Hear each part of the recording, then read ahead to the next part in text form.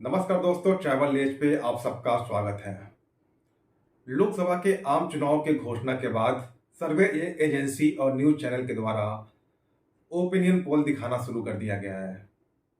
एक वर्ग इस पे विश्वास जताता है, जबकि एक बहुत बड़ा वर्ग इसे संदेह की दृष्टि से देखता है और इसे एक नैरेटिव सेट करने का एजेंडा मात्र मानता है।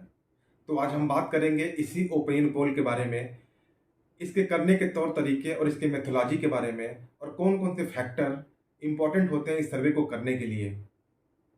सबसे पहले हम बात करते हैं ओपिनियन पोल क्या होता है। ओपिनियन पोल एक तकनीकी है जिसके माध्यम से सर्वे एजेंसी किसी व्यक्ति से उसके विचार और किसी राजनीतिक पार्टी के प्रति उसका दृष्टिकोण ऑनलाइन सर्वे या फिर face to face polling method के द्वारा डेटा कलेक्शन किया जाता है। इस डेटा कलेक्शन के दौरान किसी इंडिविजुअल्स या ग्रुप से एक सीरीज ऑफ क्वेश्चन पूछे जाते हैं, जैसे आपका पसंदीदा नेता कौन है, आपकी पसंदीदा पार्टी कौन सी है, आप किन मुद्दों के आधार पे इस बार वोट करने वाले हैं। इस तरह के एक सीरीज ऑफ क्वेश्चन के आधार पे इस पूरे डेटा को कलेक्ट किया जाता है।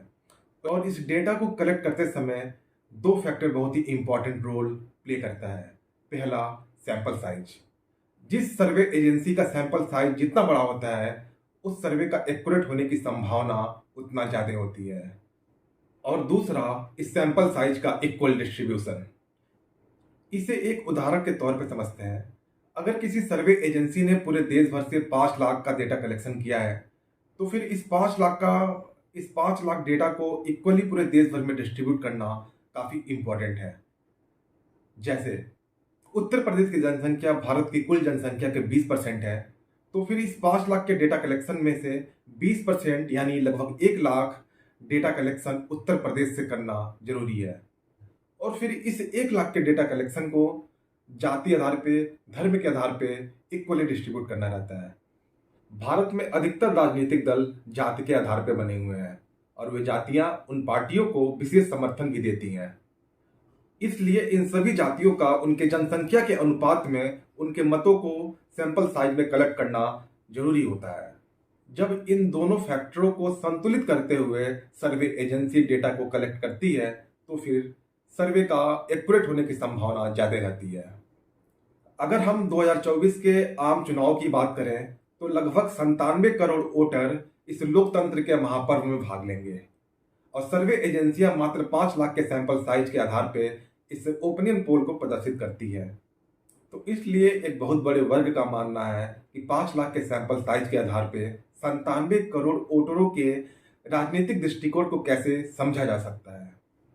अब हम बात करते हैं ओपिनियन पोल के इतिहास की।